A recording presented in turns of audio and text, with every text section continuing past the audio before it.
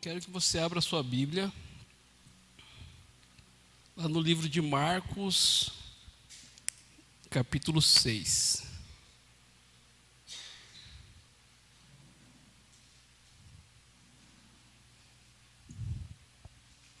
Marcos, capítulo 6, verso 35.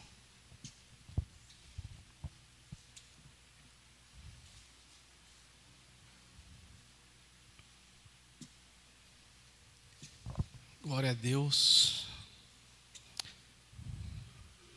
Amém? Se você não achou ainda, tem aqui no telão aqui. Se você já achou, você vai acompanhar comigo.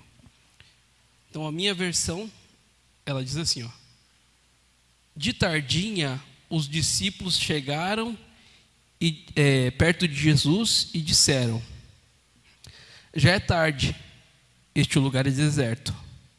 Mande essa gente embora, a fim de que vão aos sítios e povoados perto daqui e comprem alguma coisa para comer. Jesus respondeu: deem vocês mesmos comida a eles. Os discípulos disseram: para comprarmos pão para toda essa gente, nós precisamos de 200 moedas de prata. Jesus perguntou: quantos pães vocês têm? Vão ver. Os discípulos foram e disseram: temos 5 pães e 2 peixinhos. Então Jesus mandou o povo sentar-se em grupos na grama verde. Todos se sentaram em grupos de 100 e de 50. Aí Jesus pegou os 5 pães e os 2 peixes, olhou para o céu e deu graças a Deus. Depois partiu os pães e os entregou aos discípulos para que esses distribuíssem ao povo. E também dividiu os 2 peixes com todos. Todos comeram e ficaram satisfeitos. E os discípulos ainda recolheram 12 cestos cheios de pedaços de pães e de peixe. Foram 5.000 homens que comeram dos pães. Amém? Pode fechar sua Bíblia aí. Feche os seus olhos, meu irmão. Senhor Jesus, nós queremos te agradecer. Queremos te agradecer porque o Senhor foi conosco no dia de hoje. Sua presença foi real.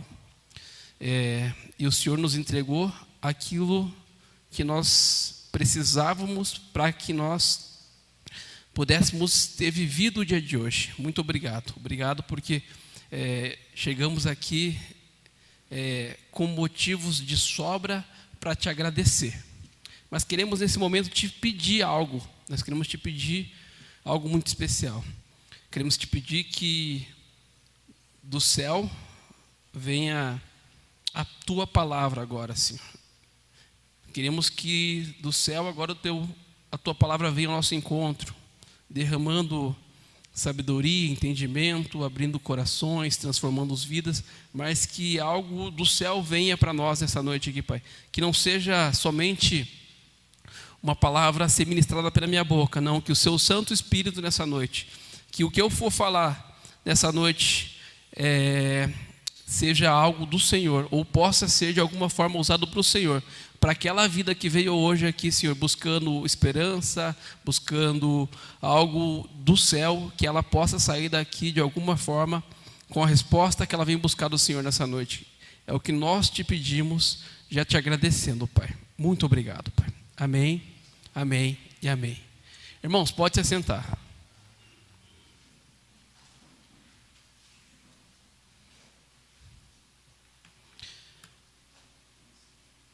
Hoje eu vou falar com vocês a respeito de 3 aspectos dessa mensagem. 3 aspectos. Primeiro, eu vou falar a respeito do que a mensagem ensina, o que eu posso tirar de ensinamento, de aprendizado, quando eu começar a estudar essa palavra, quando você começar a estudar. O segundo aspecto que eu quero tratar com vocês nessa mensagem é o princípio intrínseco, a essência espiritual, o princípio espiritual que está oculto, que está como base dessa palavra. Um princípio que, se você aprender, se dedicar a aprender ele, você vai vivenciar os frutos desse princípio. E no final, eu quero falar sobre algo exequível. Algo que eu quero que você saia daqui sabendo como colocar em prática esses ensinamentos. Amém? Glória a Deus. Então, o que nos ensina essa passagem da multiplicação dos pães e peixes, né? Então, essa passagem ela nos traz vários ensinamentos, né? Essa é uma passagem muito conhecida, ela consta nos 4 evangelhos, né? Então, os 4 evangelhos falam a respeito desse milagre maravilhoso que todos nós conhecemos, né? Que é a multiplicação dos 5 pães e os 2 peixinhos. Mas o que eu posso tirar de ensinamento? O que Cristo está querendo falar para mim ali? Ou o que eu posso aprender nessa passagem, né? Então, o primeiro ponto aí, que eu gostaria de compartilhar com vocês, que Jesus vem nos ensinar, é a respeito da compaixão. Olha que interessante, a gente sabe que Jesus estava no meio de um deserto, era uma situação bem escassa, né? Provavelmente eles já deviam estar há dias ali já, né? Reunidos ali, uma multidão muito grande, e os discípulos chegam para Jesus e falam assim: mestre, eu acho que está na hora da gente dispensar esse pessoal para eles poderem ir em algum lugar para que eles consigam comprar alimento, né? E interessante é que Jesus, ele chega ali, ele podia muito bem chegar para os discípulos e falar assim: é verdade, a gente já fizemos muito por essas pessoas, né? Vocês têm razão, vamos dispensá-los, vamos dar uma pausa no nosso trabalho, né? Porque a gente não parou já. Vocês acabaram de vir de um trabalho missionário, já chegaram aqui, uma multidão de gente, vocês já pegaram na labuta de novo.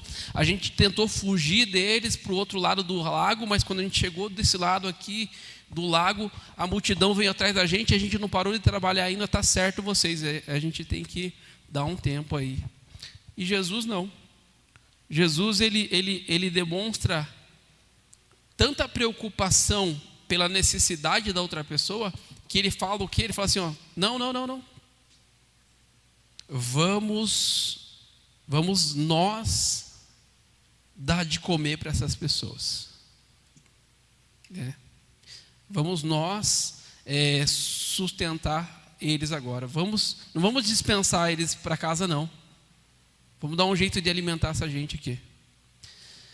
Primeiro ensinamento que eu aprendo aqui é eu aprender a olhar para as outras pessoas não com um pensamento egoísta, né? Isso é muito nosso, né? Eu vou ajudar o pastor Maurício porque o pastor Maurício é um empresário de sucesso, né? Eu vou ajudar o pastor Sadi porque é um homem bem sucedido, eu posso ter algo em troca. Eu vou ajudar o pastor Jefferson porque o pastor Jefferson foi até para os Estados Unidos, quem sabe da próxima vez ele não me leva junto, né? Eu só vou ajudar. Muitas das vezes nós temos um pensamento só de ajudar o próximo porque eu vou ganhar algo em troca, não por compaixão,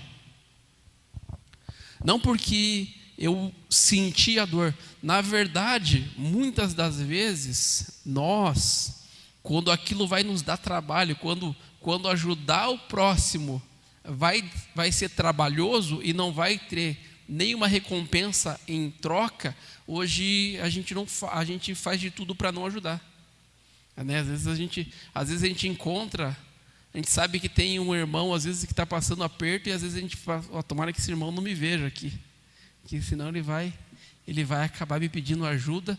E às vezes Às vezes você não tem mesmo para ajudar.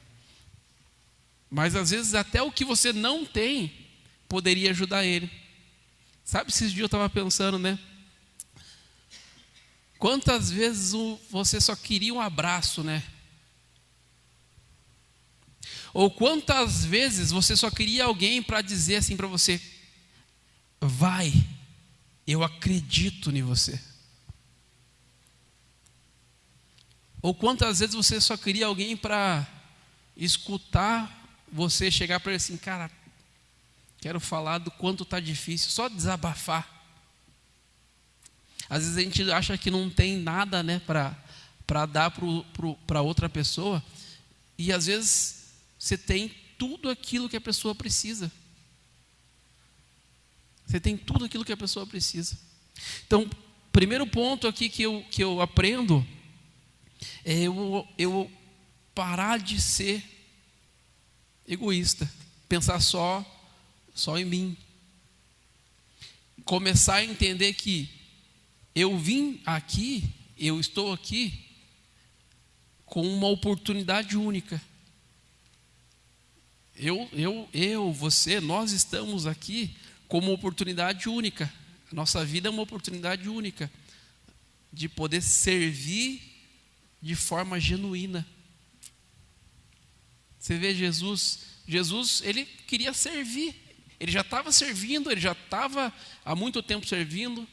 Nós sabemos que Jesus, ele tinha motivo para reclamar. Muitos de nós, no lugar de Jesus, iam falar assim: não, para. Acabei de perder um parente, cara. O que o pastor está me chamando para ajudar na igreja, cara? Não. Vou cuidar da minha vida, vou cuidar da minha família. Né?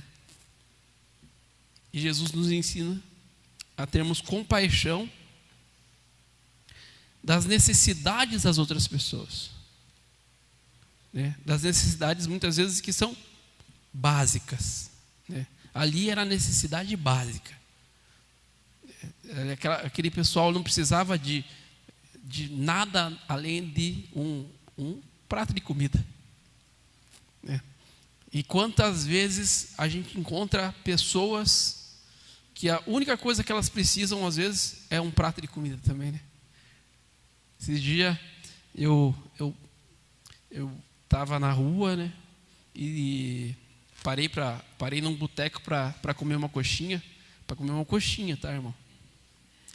E de repente veio um pedinte, né? Veio um pedinte. Daí ele chegou e conversou com o rapaz, assim: o rapaz, eu não tenho.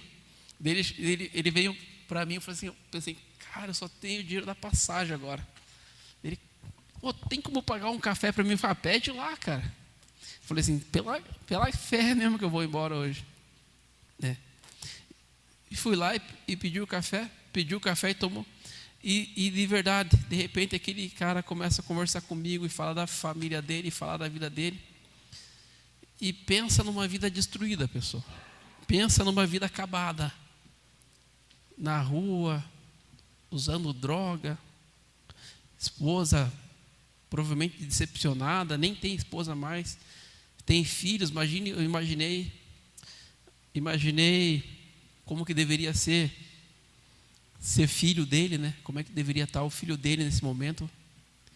E ali eu olhei e falei: nossa, como Deus é bom. Ali eu pude ser grato a Deus.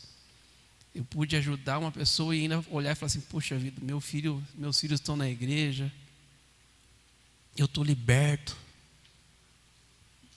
né? Eu tenho um teto sobre a cabeça. Aquele homem estava dormindo sob uma marquise, ele parou de conversar comigo, de repente ele foi para debaixo da marquise, pegou a cobertinha dele, que devia estar tudo molhada do sereno. Já era dia, já ele dormindo debaixo de uma marquise. Então aquilo para mim foi um ensinamento, né? E o que eu pude fazer foi compartilhar um pouco que eu tinha. Daí, graças a Deus, na igreja eu tenho irmãos abençoados. Não precisei pegar ônibus, fui embora de carro daí. Segundo ponto, irmãos, que eu aprendo, tá? Não vou tomar muito do seu tempo. Gratidão. O poder da gratidão. Olha que interessante. Eles vão lá, atrás para ver o que eles tinham de suplemento, né? E eles voltam com 5 pães e 2 peixinhos, né?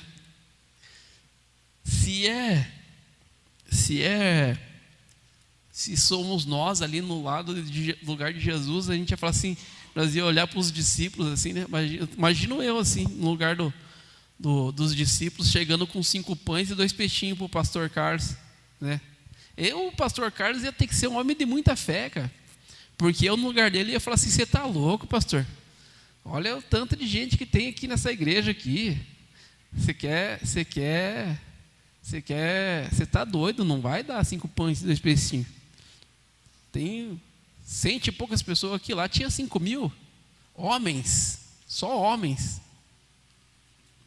Jesus recebe os 5 pães e 2 peixinhos. E o que Jesus faz? A Bíblia diz que Jesus pega os 5 pães, ele pega os 2 peixinhos e ele levanta para o alto e ele agradece a Deus. Ele levanta para o alto e agradece a Deus, irmãos.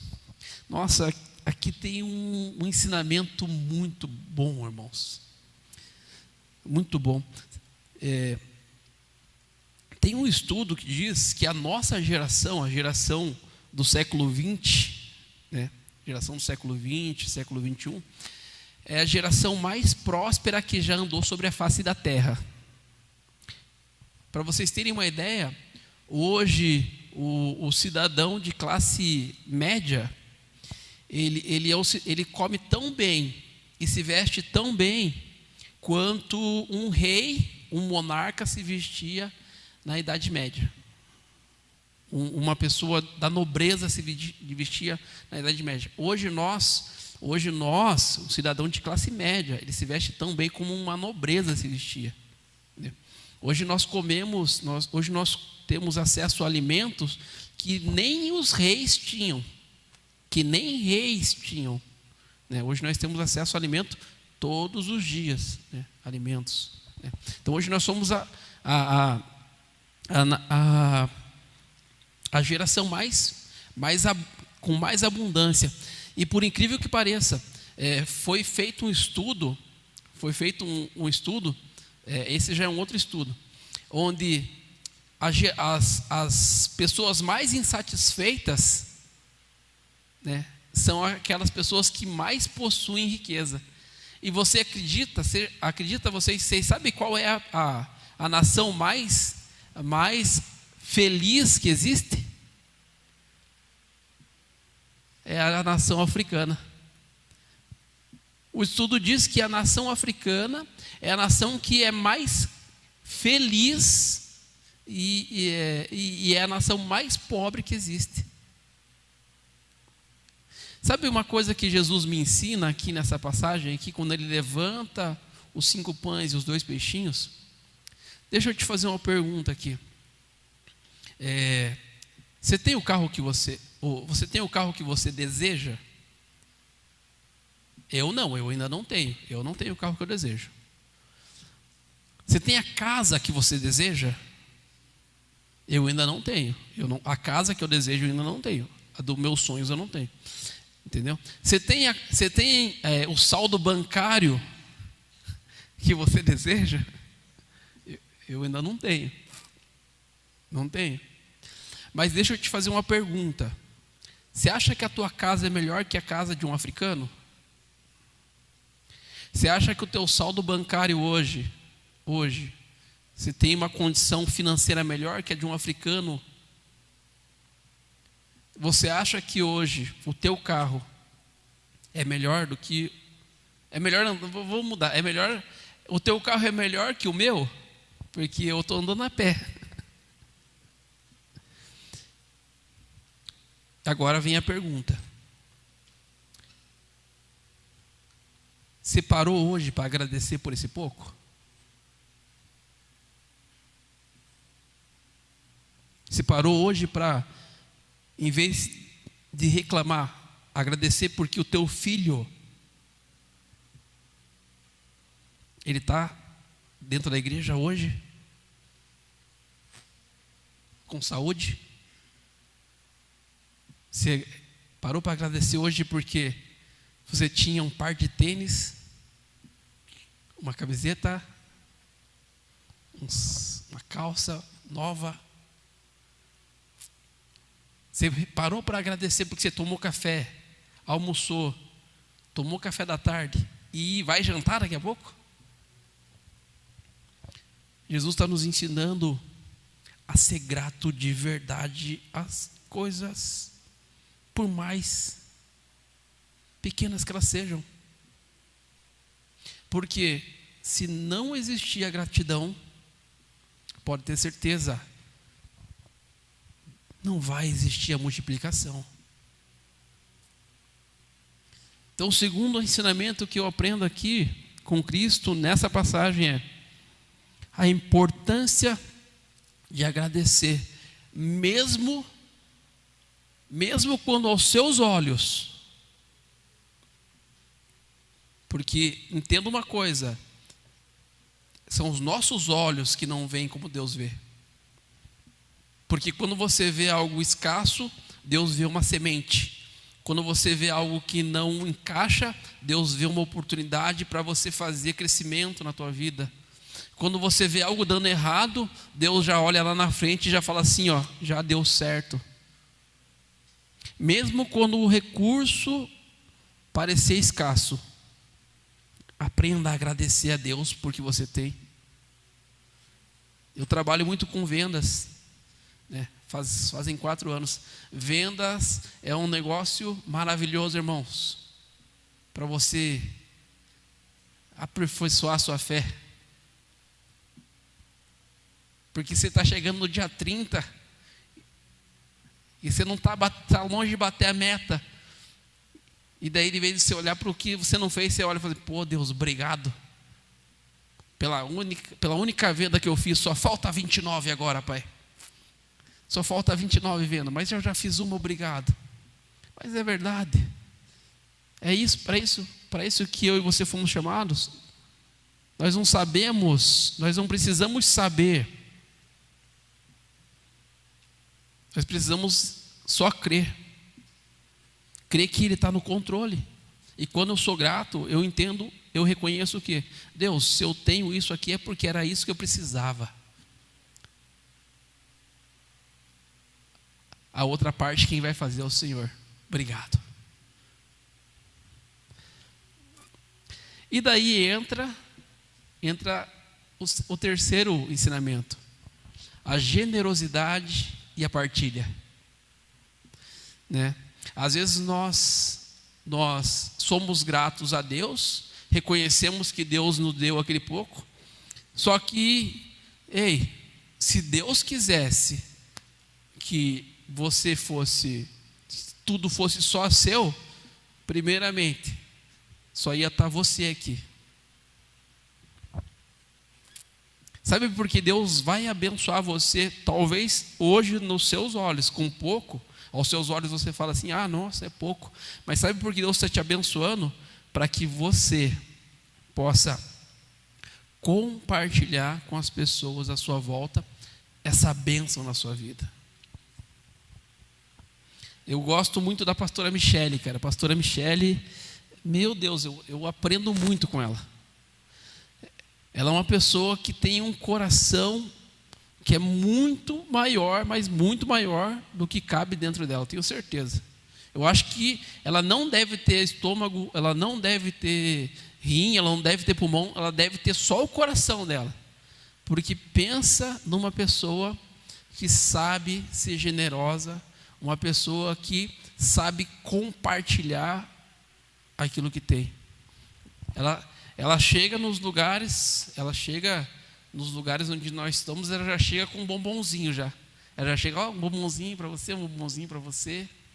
Eu trouxe um pudim, eu trouxe umas frutas. Você olha e fala assim, meu Deus, que bênção. Pensa numa pessoa que sabe partilhar e sabe ser generosa. E por incrível que pareça, né, você olha para a vida da pastora Michele, não para a vida do pastor Jefferson, tá? A bênção é a Michele. Mas você olha para a vida da pastora Michele, como Deus prospera aquela mulher. Ela precisa de uma coisa, Deus conecta ela com pessoa. Ela precisa de uma coisa, Deus faz alguém vir ali e trazer para ela o que ela precisa. Por quê? Porque ela aprendeu a ser generosa. E aí eu entro no quarto ponto, quarto ensinamento.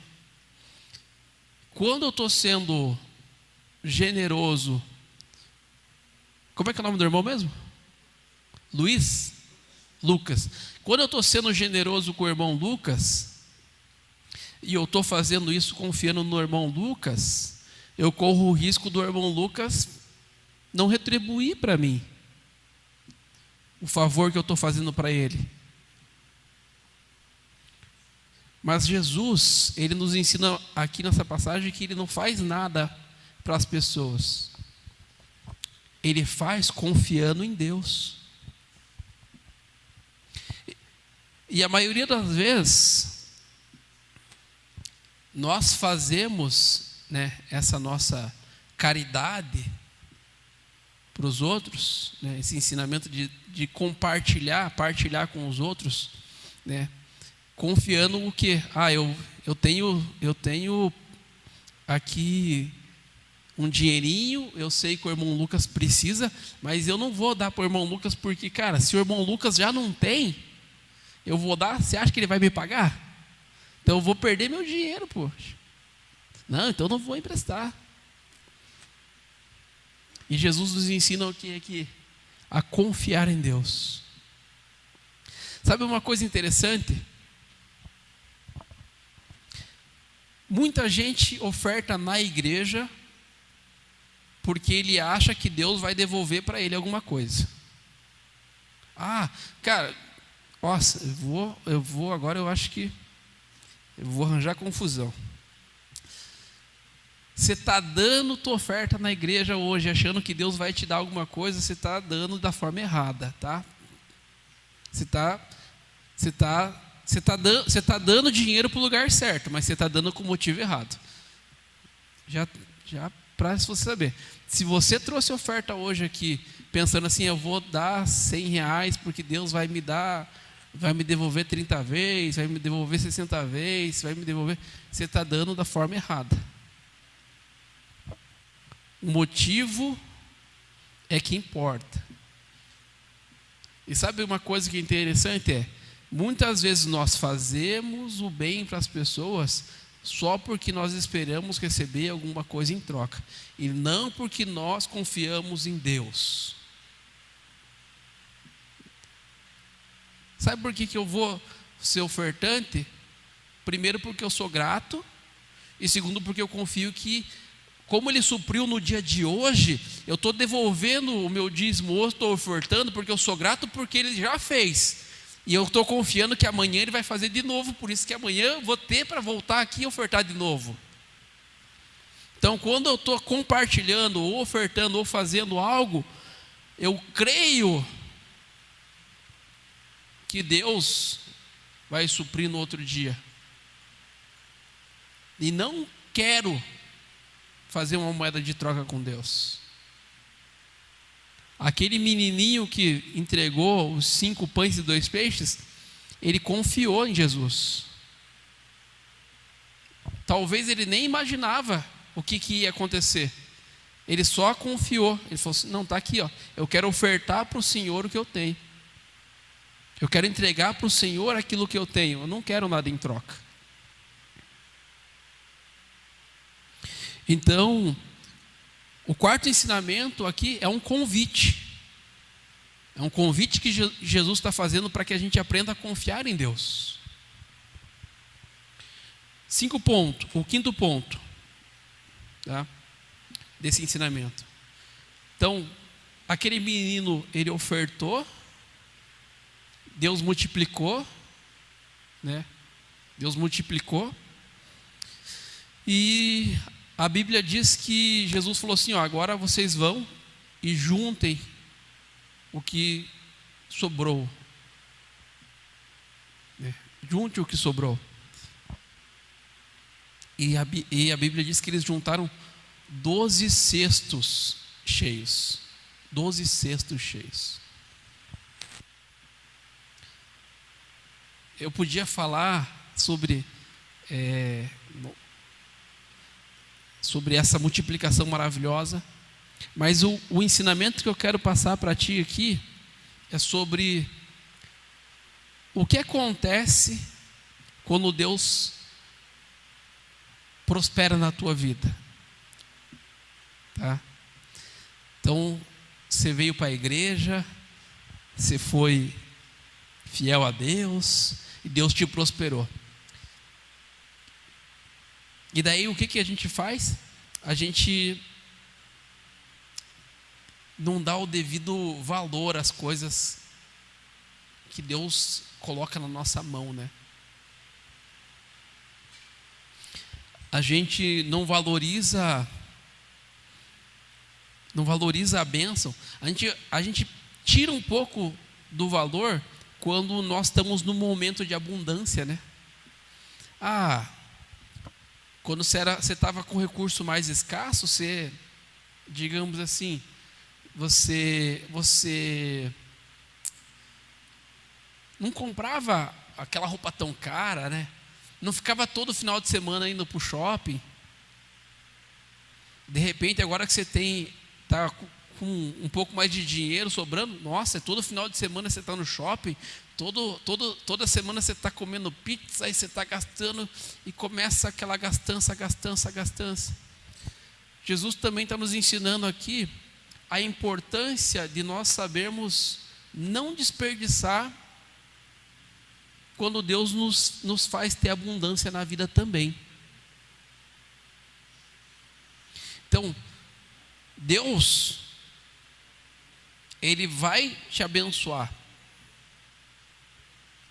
Então, talvez hoje você esteja numa situação igual essa de deserto. Você tem um recurso muito escasso, e Deus está chamando você e falando assim: quero usar teu recurso escasso. Mas talvez você esteja no momento de abundância.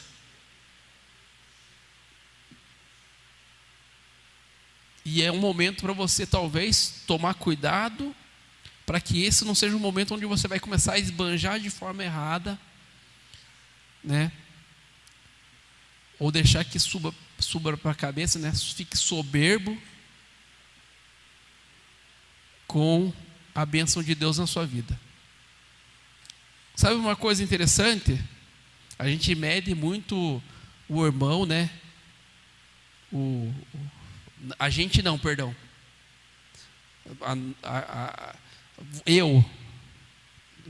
Vocês não, eu.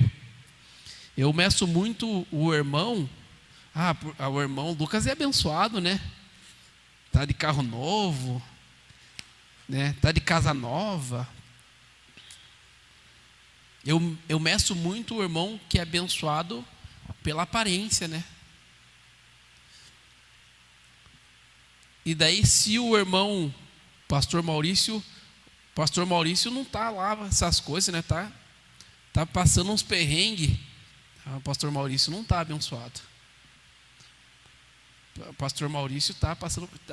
Pastor Maurício, Deus está corrigindo, ele está na prova. Deus está pesando na vida dele. Não. Jesus, ele está deixando uma coisa bem clara para nós aqui, que Deus é conosco, mesmo quando a situação for de um recurso escasso, e Deus vai ser conosco, mesmo quando a nossa situação for de um recurso abundante. O importante é nós estarmos sempre aplicando esses princípios de gratidão, de confiança. Eu não sei se hoje a tua situação é de recurso escasso, ou se a situação sua é de recurso de abundância. Mas que você entenda, e agora entra o sexto ensinamento, que a maior bênção que eles tinham ali naquele momento, e é a maior bênção que você tem hoje na tua vida, é: o pão da vida estava lá, e o pão da vida está hoje aqui contigo. Independente de qual seja o momento que você está vivendo hoje, se é um momento muito bom, glória a Deus. E se é um momento muito apertado, muito difícil, glória a Deus. Por quê? Porque se você está vivendo, é porque o pão da vida está contigo. E é só isso que nós precisamos. Da presença do Pai, da presença do Filho, da presença do Espírito Santo na nossa vida. Por mais que os milagres, por mais que a prosperidade, a abundância, ela possa simbolizar a presença de Deus nas nossas vidas, por mais que quando nós olhamos para o milagre da multiplicação dos peixes, nós vemos o quê? A ação de Cristo, o milagre de Deus ali, prosperando fisicamente. O milagre físico, ele pode simbolizar, mas que nós venhamos entender que o maior milagre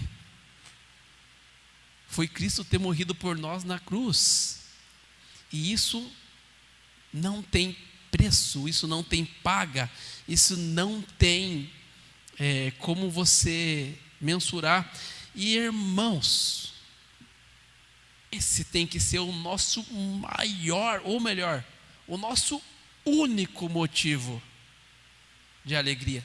Não importa outra coisa. Se hoje você é um salvo em Cristo, você tem todo o motivo do universo para se alegrar,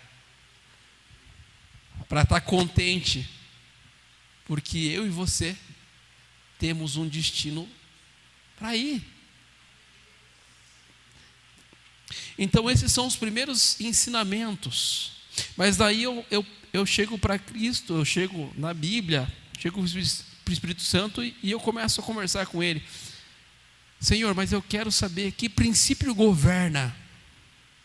Que princípio que governa essa passagem? Que princípio que está intrínseco, na essência disso? Para que eu possa colocar esse princípio em prática e eu veja os resultados desse princípio na minha vida. Uma coisa muito interessante, irmãos, a gente não escuta muito a respeito disso, porque isso é doloroso para o nosso ouvido.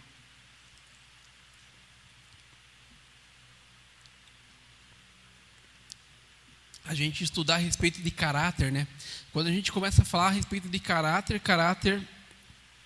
já começa a mexer com o nosso, com nossas falhas, nossos erros, e a gente meio que quer fugir disso, Mas Deus, Ele quer trabalhar no nosso caráter. E Ele quer trabalhar no nosso caráter. E como que Deus faz isso? Vamos pegar um exemplo bem básico. Quem aqui conhece, eu acho que é a terceira lei de Newton, A terceira lei de Newton é a ação e reação, Então, se eu tiver errado, a internet vai me corrigir depois. Então, a terceira lei de Newton é a lei da ação e de reação. Então, por exemplo, se eu pegar um carro e sair a 120 por hora aqui no Sabará, eu vou bater. Então Deus, Ele criou um princípio físico para que eu respeite uma lei, para que eu consiga ter uma vida saudável. Então, se eu respeitar a lei da ação e reação, eu vou ter uma vida saudável. Por exemplo, se eu subir em cima da igreja aqui e pular, provavelmente eu vou quebrar minhas pernas. Então, se eu tomar uma ação dessa, eu vou ter uma reação. Amém? Deus criou princípios espirituais. Entenda uma coisa: o princípio físico, ele é muito fácil de eu entender. Então, se eu sair correndo e bater com a cara na parede, eu entendo que eu vou quebrar meus dentes. O princípio espiritual, ele é um pouco mais difícil de eu entender. Por quê? Porque ele não é prático. Ele não é uma coisa prática, ele é uma coisa intrínseca a nós, né? É mais ou menos, por exemplo, você acredita na honestidade? Quem acredita na honestidade, levanta a mão. Mas você percebe que existe muitas pessoas desonestas que são, digamos assim, bem-sucedidas aos olhos humanos? Então, por exemplo, quantas pessoas você sabe que, por exemplo, assim, ela rouba, ela mente? Vamos pegar um exemplo aqui, né? Agora, bem na atualidade, e a gente está atual aqui, a gente está na internet. Quantas pessoas você conhece na internet, por exemplo? Eu vou pegar um exemplo aqui de jogador de futebol, que eu acho isso uma coisa muito feia. Mas jogador de futebol que faz campanha para as pessoas apostarem em jogo de futebol. Ela está ganhando dinheiro de uma forma desonesta, prejudicando as outras pessoas. Então, por mais que a honestidade seja algo que você acredite, tem gente que está prosperando de forma desonesta. Então, você percebe como o princípio espiritual ele é um pouco mais difícil de você entender. Por quê? Porque o princípio espiritual, diferente do princípio físico, ele é como se fosse um processo no seu ser. Então Deus criou o princípio espiritual para que eu seja transformado. Toda vez que eu quebro um princípio espiritual, você já passou por aquela sensação assim, ó? Um exemplo. A pessoa pergunta algo para você, você sabe que é uma mentira, só que em vez de você falar para ela assim, ó, não, isso daí é uma mentira, você fala, não, isso daí está certo. E daí você vira as costas e, cara, menti.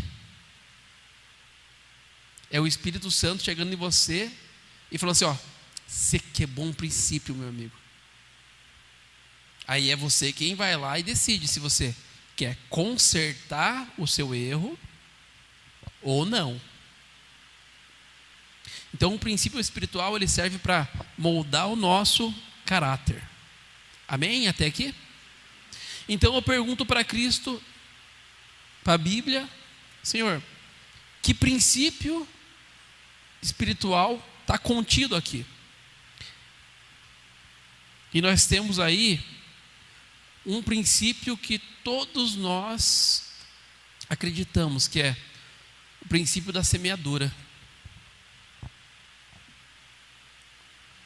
O princípio do plantio e da colheita. Também conhecido como o princípio da doação. E daí Jesus ele chega para nós e ele diz assim, ó, é muito melhor dar do que você receber.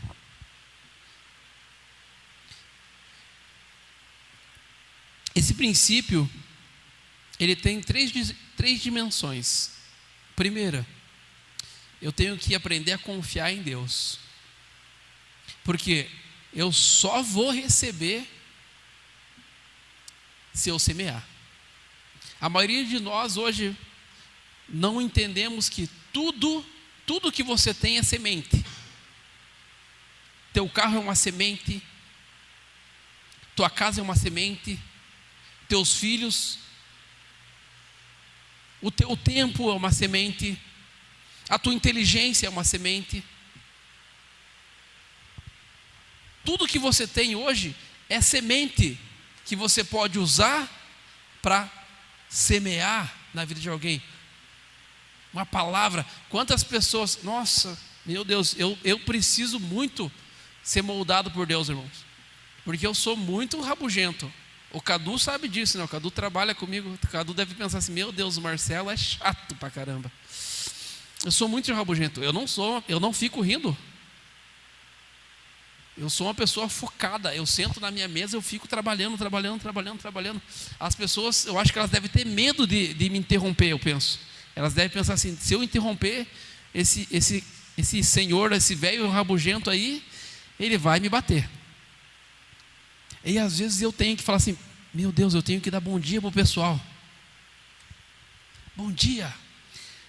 E às vezes um bom dia, às vezes a gente não imagina como esse bom dia pode ser uma semente na vida daquela pessoa.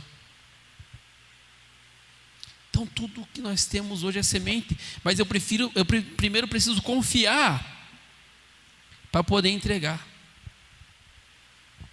Segunda dimensão aqui, eu preciso abrir mão do controle. Então eu quero saber tudo de antemão. Eu trabalho com vendas, tá? Eu vou usar o exemplo de vendas porque eu trabalho com vendas. Eu só vou entregar para o meu cliente a informação se eu souber que ele vai fechar negócio mesmo. Se ele não for fechar negócio, eu não vou nem... Eu vou deixar escondida essa informação aqui para o último minuto. Para mim fazer o fechamento. Se ele quiser escapar, eu tenho essa informação aqui. Eu quero ter o controle da situação. Só que, irmãos, nós nunca vamos ter o controle da situação. De nada. Você não tem controle de nada. E toda vez que você quer ter o controle da situação, você fica paranoico. Você quer controlar a vida do teu filho, você quer controlar a vida da tua esposa, você quer controlar o tempo de outras coisas, você quer controlar tudo e você não vai conseguir. Entenda uma coisa: enquanto eu e você não aceitarmos e confiarmos, aceitar, tá? Que as coisas são como elas são. Tem gente que fica brabo com Deus porque está chovendo. Está entendendo? Então, o segundo ponto na dimensão da semeadura é eu tenho que abrir mão do controle. De eu querer ter o controle de todas as coisas. E o terceiro ponto é eu entender que aquilo que se entrega retorna. E aqui tem um ponto muito importante. Porque o que retorna para nós não é o físico, irmãos. Às vezes a gente acha que se eu entregar R$100 vai me voltar R$100. Eu gosto de uma história que o Joarildo conta uma vez. Eu não sei se eu já contei para vocês, mas o Joarildo conta uma história que uma vez ele recebeu o salário dele. Na época ele ganhava uns R$1.400. Daí um amigo dele chegou para ele e falou assim: Joarildo, você me dá uma força? Cara, eu estou quebrado e estou precisando comprar comida para casa e gás e tal. O Joarildo olhou no bolso assim, tirou R$50 e falou assim: não, tá aqui, vou te ajudar, R$50. Daí o rapaz falou assim: obrigado, Joarildo, Deus te dê em dobro. O Joarildo olhou e falou assim: cara, por que não deu os 1.400?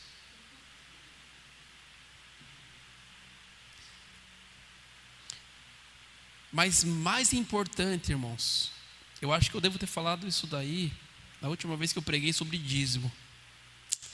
Se você estava aqui, você prestou atenção, você vai lembrar. Mais importante do que o que você está semeando é a intenção. Paulo mesmo deixa bem claro: se você semeia com amor, você vai colher.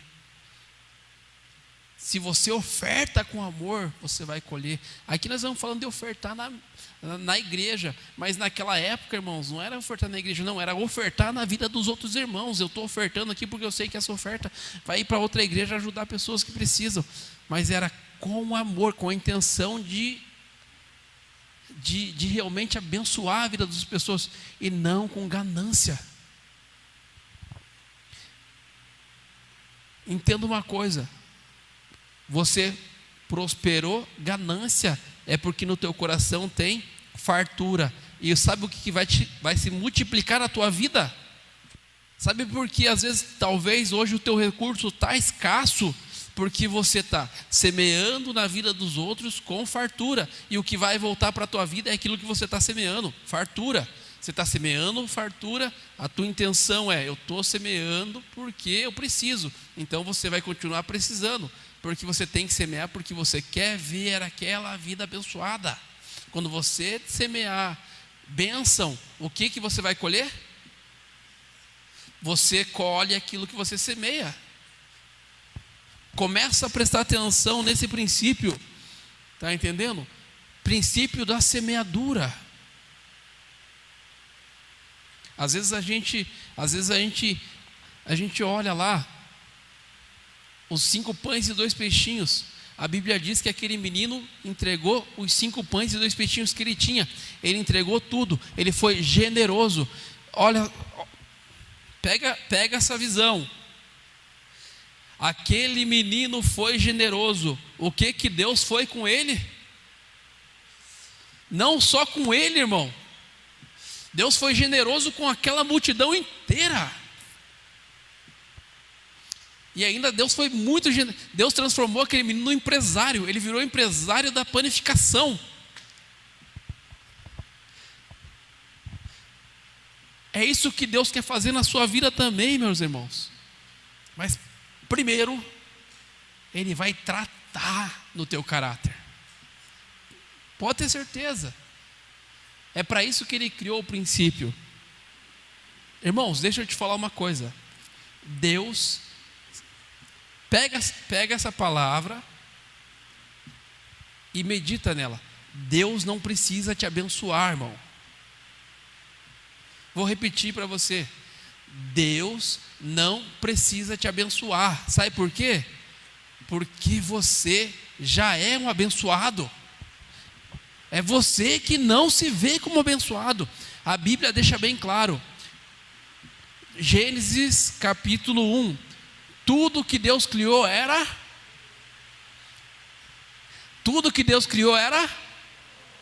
bom. Tudo que Deus criou é bom. Irmão, você é uma bênção. Sabe por quê? Porque foi Deus quem te criou, amém? Você já é uma bênção. Você não precisa ser mais abençoado, você já é a bênção. Só que você não acredita nisso. Muitas vezes você não acredita. Então, permita que esse princípio ele seja operante na sua vida. E busque viver de acordo com ele. Assim, eu poderia ficar falando mais sobre o princípio. Esse princípio da semeadura. Não só esse princípio. Mas o tempo nosso é curto. E eu quero ir para a parte exequível. Tá bom? Mas estude sobre o princípio da semeadura. Tire um tempo. Irmãos, hoje a gente tem recurso para aprender de sobra. Internet, hoje você pode entrar ali, tem muito material bom para você crescer como cristão, crescer espiritualmente, aprender mais sobre a vontade de Deus, sobre a palavra de Deus. Estude sobre isso, princípio da semeadura, e coloque isso em prática. Então eu quero falar com você aqui, ó. Como que nós vamos colocar a prática da multiplicação desse trecho bíblico na nossa vida? Tá? Desses ensinamentos. Ó, primeira coisa que nós temos que entender é a gente tem que parar com esse negócio de que para começar a ajudar, para começar a servir, para começar a colaborar, a gente precisa ter algo, né? Então, às vezes a gente pensa assim, ó, se eu tivesse mais dinheiro, eu ia ser dizimista. Se eu tivesse mais tempo, eu ia me dedicar a ajudar pessoas, eu ia me dedicar a ajudar na igreja, eu ia me dedicar a ensinamento.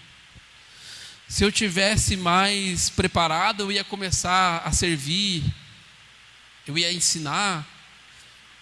Então, primeira coisa que nós devemos ter em mente aqui, ó, nós devemos parar de esperar.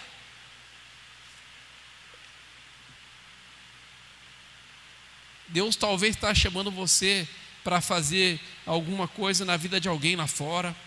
Deus talvez está chamando você para talvez dar um pontapé na tua vida mesmo, iniciando um projeto, iniciando um estudo bíblico, né? Eu não sei o que Deus está cobrando, apontando para você, mas para de esperar. Não espere estar pronto para fazer algo, faça. Não espere estar pronto para começar a servir na igreja, sirva. Entenda uma coisa, vamos lá, eu gosto do exemplo da bicicleta. Quando que você vai aprender a andar de bicicleta? Quando você subir na bicicleta. Agora você vai querer servir na igreja quando? Quando você estiver pronto? Você só vai ficar pronto servindo. Eu só vou pregar na igreja quando eu tiver concluído 10 faculdades de teologia. Você não vai pregar nunca. Eu só vou ser um obreiro para ajudar no grupo de homens quando eu estiver pronto. Você não vai ajudar porque você nunca vai estar pronto. Você fica pronto servindo. Você vai ficar bom fazendo. Você acha que o Anderson virou um exímio rapaz do marketing não, da mídia aqui como? Fazendo uns vídeos que, né, Anderson, que era só pela misericórdia o vídeo que a gente fazia. Mas hoje você vai entrar na internet, os vídeos dele é os melhores. Por que é os melhores? Os melhores, nossa. Eu vou aprender ainda, vou estudar mais português. Eu vou aprender a falar português falando. Os vídeos do Anderson hoje são os melhores. Por quê? Porque ele aprendeu com os erros, servindo. Então o primeiro ponto que eu quero que você entenda comece a colocar em prática. Eu quero servir mais na igreja. Vai na sonoplastia lá servir. Venha no louvor aqui enrolar uns cabos. Venha ajudar a irmã Madalena a limpar a igreja. Vai fazer missões com o pastor Jefferson. Venha um dia no culto de homens, na tarde da bênção, trazer um biscoito para as mulheres. Se aliste para ser um diácono. Mas faça, coloque em ação, faça. Chama o pastor Sadi para vir para ser professor da escola bíblica, né, pastor? Mas faça algo, mesmo que você não saiba. Talvez você só sabe ler. Venha ler um versículo no início do culto. Mas faça algo.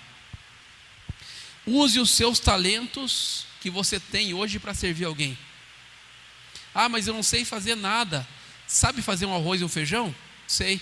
Então vai na casa de um irmãozinho aí, de um tiozinho, de uma senhorinha. Hoje eu vim fazer um almoço para a senhora. Eu sei só limpar a casa. Vai varrer a casa de um amigo seu, de uma pessoa que precisa. Eu sei costurar. Sirva alguém costurando. Não importa quão simples hoje, algum talento você tem, todo mundo tem um talento. Impossível. Se você não tem um talento, a Bíblia é mentirosa. E a Bíblia não é mentirosa. A Bíblia deixa claro, Deus deu um talento para cada um de nós. Agora, como que você está usando o teu talento? É isso que você tem que entender.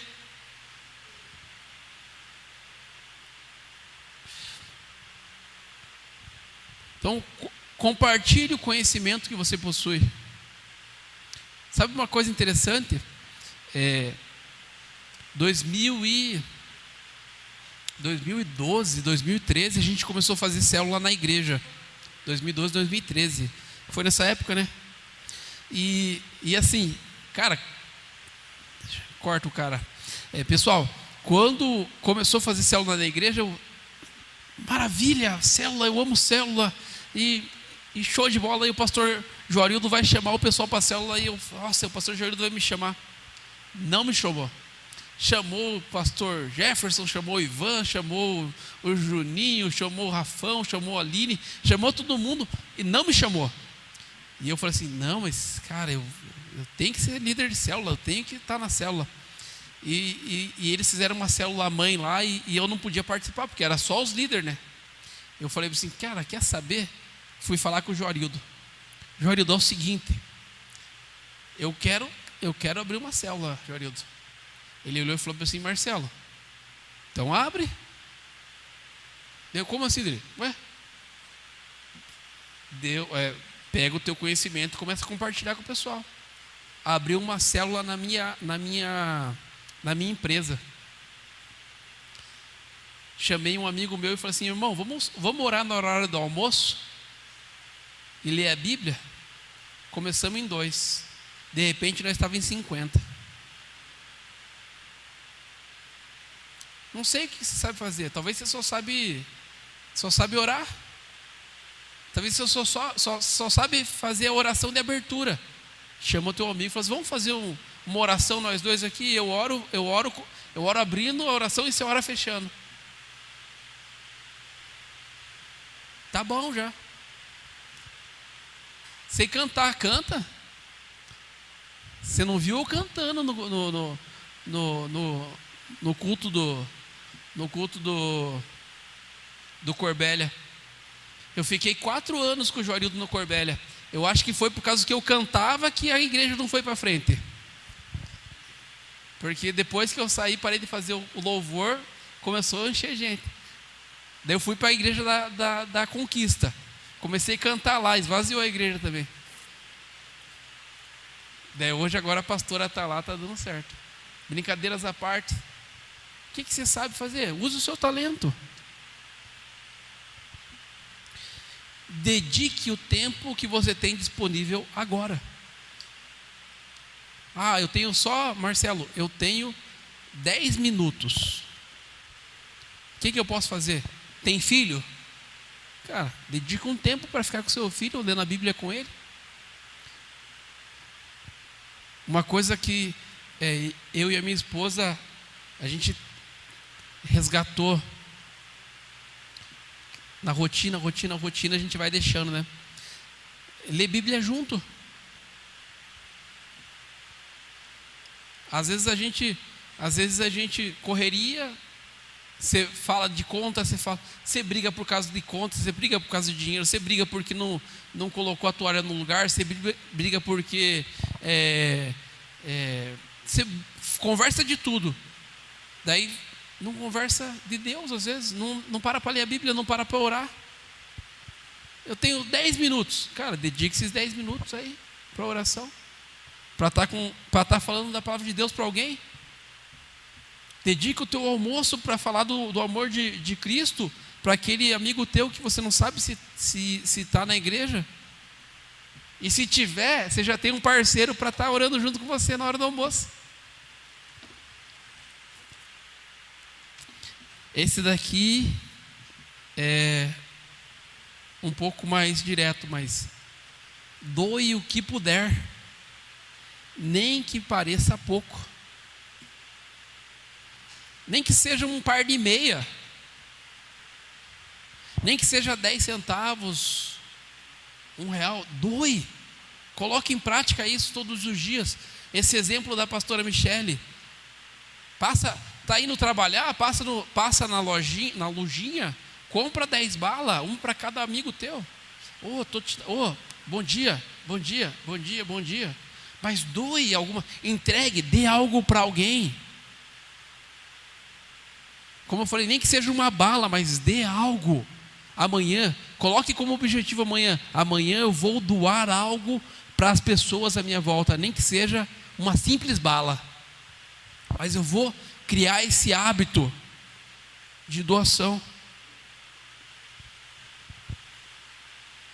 E por último, né? Comece um projeto com o recurso que você tem em mãos. Comece um projeto. Irmãos, deixa eu te falar uma coisa. Eu fui salvo em Cristo principalmente pelo envolvimento. Principalmente por estar envolvido na igreja. Por eu ter pessoas ali com quem eu podia me relacionar. E assim, Na minha igreja tinha churrasco de homens, que é 4, 5 homens. Tinha estudo bíblico, tinha oração da madrugada, além dos cultos, tinha oração da madrugada. A gente tinha encontro não era discipulado de jovens, tinha discipulado de juniores. Então a minha igreja tinha um monte de atividades. Cada um fazia uma atividade diferente, reunião e tal. Eu não saía da igreja, irmão. Eu ia para a igreja na segunda, na terça, na quarta, na quinta, na sexta, no sábado e no domingo. Por quê? Porque eu sabia que se eu saísse da igreja, eu ia voltar para onde? Eu ia voltar lá para minhas amizades. Então eu saía do trabalho e eu ia para a igreja. Ia ter um treinamento com o pastor, eu ia lá. Ia ter um churrasco dos homens, eu ia no churrasco dos homens. Comece projetos. Chegue para o pastor Carlos: pastor, eu tenho um projeto, quero implementar.